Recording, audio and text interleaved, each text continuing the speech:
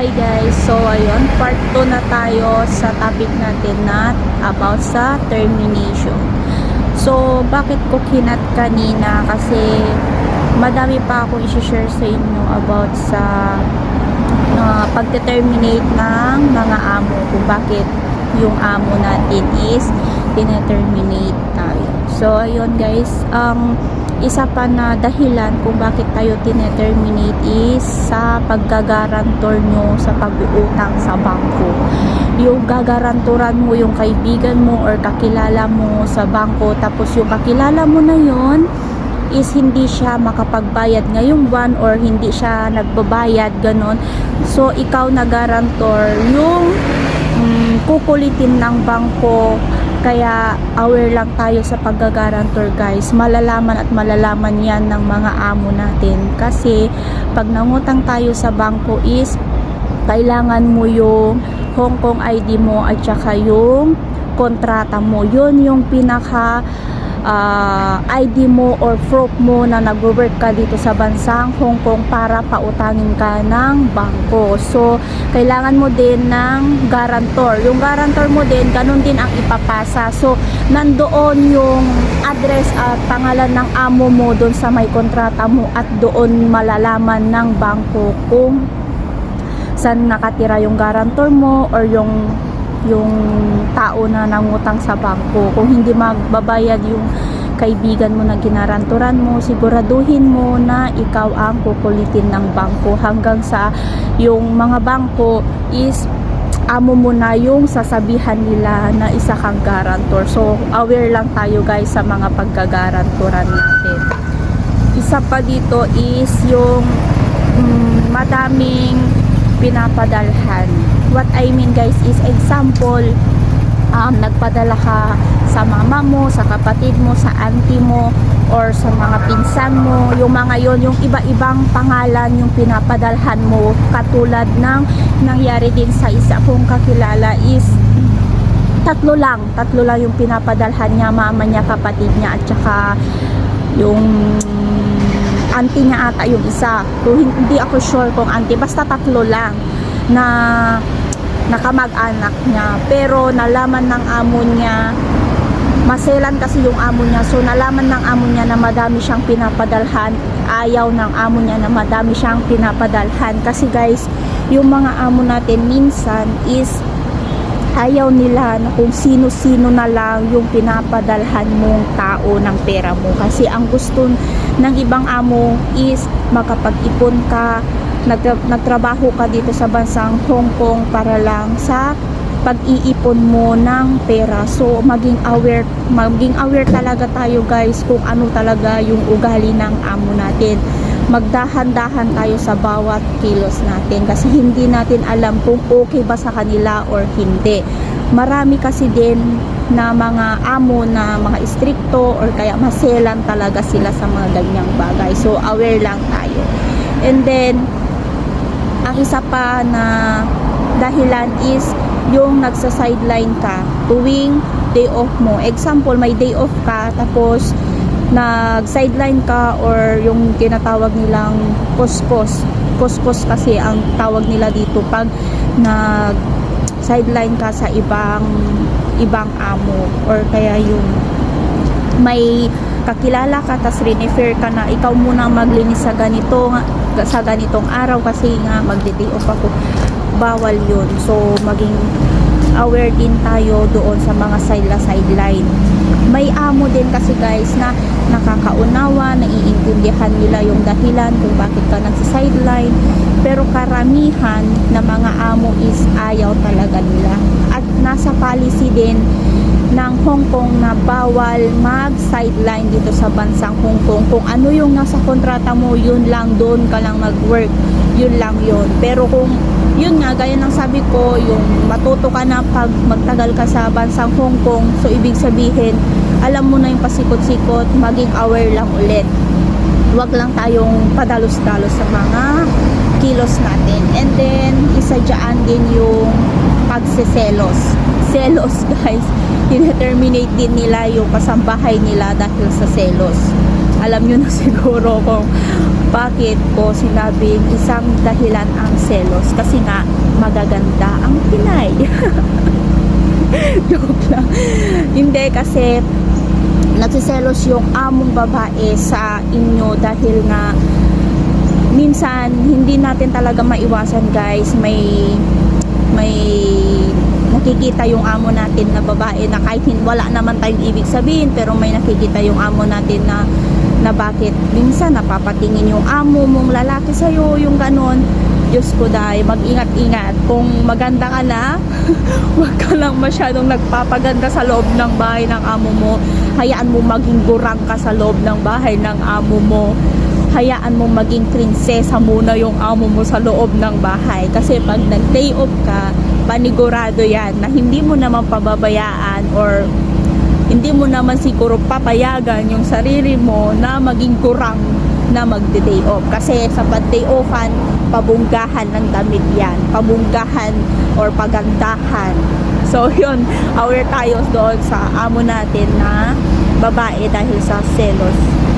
And then isa pa is yung may relocation na sila.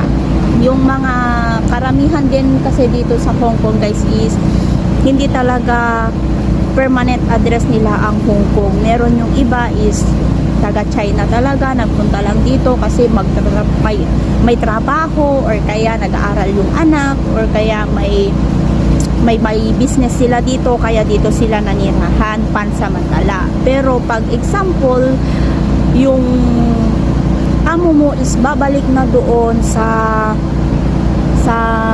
address nila or yung tunay nila na permanent address is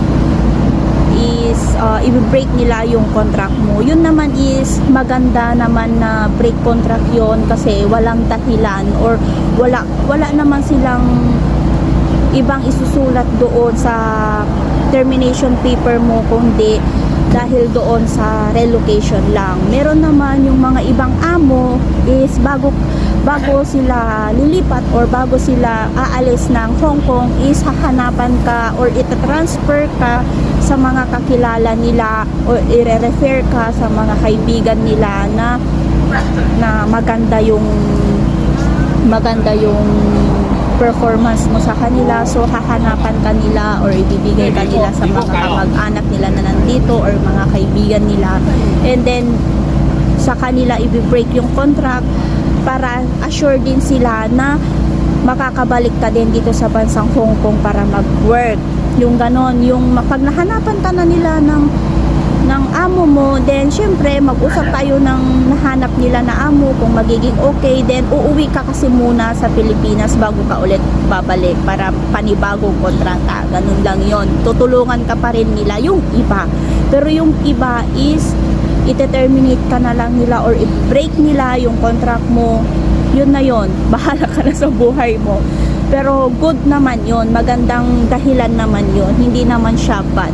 So isa pa is jobless na yung amo mo or natanggal yung amo mo sa trabaho niya, hindi ka na niya kayang sahudan or hindi na niya kayang ibigay yung nasa kontrata na sahod mo. So kailangan kanila i-break contract.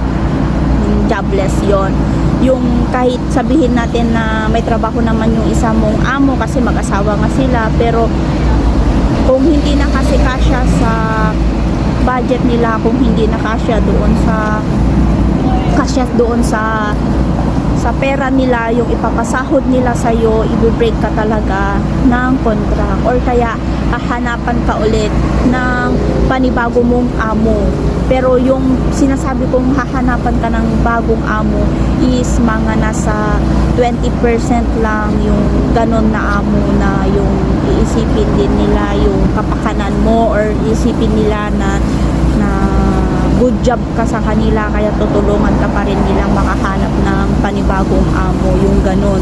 20% lang yan. Karamihan kasi guys na amo, minsan talaga yan mga masusungit pa, tapos wala silang pake, yung ganon kasi yung mga ibang amo.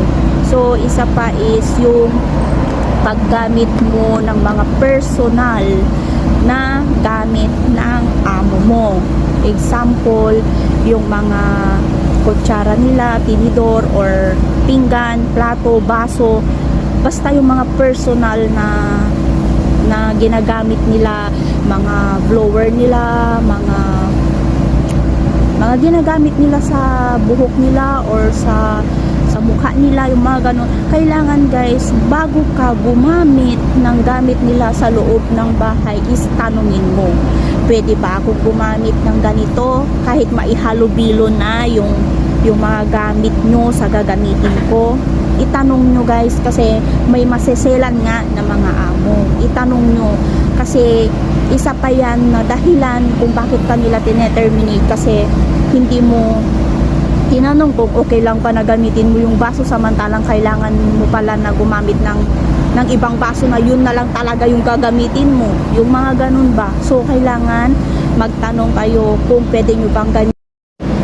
So ayan guys, na putol tayo.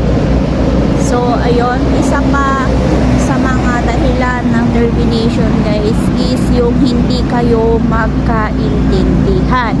Ibig sabihin is meron kasi yung mga ibang amo is hindi talaga sila marunong mag-English. Nahihirapan talaga silang umunawa. Nahihirapan mo din silang unawain. So ang maganda mong gawin is sabihin mo sa kanila kung maaari bumili sila ng translator na yung maliit na phone, parang kagaya doon sa nasa bahay. Kasi yung amo ko din is hindi marunong mag-English, pero pinipilit niyang matutunan din or maunawaan din ako. Ganun din ako sa kanya. So nag-iingat lang, mag-iingat lang sa mga ganon. Pag hindi nila naunawaan yung sinasabi mo, talaga guys, na tanggalin ka na lang nila, i-terminate ka na lang nila, kukuha na lang sila ng marunong magsalita sa Chinese, mga ganon. Pero maging aware, sabihan mo lang yung amo mo na willing kang matutong magsalita ng salita nila. At kung meron naman anak yung amo mo or may kasama naman yung amo mo na marunong sa English, doon mo i-explain or doon mo sabihin yung gusto mong sabihin or ipaliwanag. Pero kung maaari is magpabili na lang kayo ng translator na yung maliit na para siyang phone. So para mas madali yung communication nyo. Pero pag ganun kasi guys na hindi talaga kasi kayo magkaunawaan, grabe talaga, may mga amo din kasi talaga na termination na lang yung gusto nila. So meron pa ang dahilan is yung bawal manigarilyo at saka uminom ng alak sa loob ng bahay ng amo mo kahit may sarili ka pang kwarto. Wag mong gagawin, kasi baka mamaya pag nalasing-lasing ka doon or naamoy nila yung usok mo na bakit nangangamoy sigarilyo na sa loob ng bahay nila, tinignan nila ikaw pala yon, or nangangamoy alak na yon, lasing ka na, may inutos yung amo mo, nandun ka na, naglasing ka na, kaliwa kanan na yung lakad mo. So terminate ka talaga. Anong gagawin nila? Halaga naman pabayaan ka, diba? So syempre terminate ka nila. So aware lang kayo, wag na talaga kayong magdala ng UC or kaya alak sa loob ng bahay ng amo mo. May panahon naman na kung gusto mong uminom or manigarilyo, meron ka namang day off, yun na lang na araw mong gawin yung pag-iinom ng alak at paninigarilyo. Lastly guys is bawal din kayong magdala ng kaibigan mo or mga kakilala mo sa loob ng bahay ng amo mo. Bawal kang magbisita doon, baka mamaya day off mo naman, pwede na yan, day off ko naman, pwede na mag-invite ako ng kaibigan ko sa loob ng bahay. Bawal po yan guys. So yun lang yung mga alam kong dahilan kung bakit tineterminate nila yung mga kasambahay nila. So ang susunod na lang nating itapik guys is kung bakit naman tayo naman ang nagte-terminate sa ating kontrata. So yun lang. Sana nagustuhan nyo at nakatulong ulit yung video natin ito at maging aware tayong lahat God bless us all. Have a nice day, guys. Bye!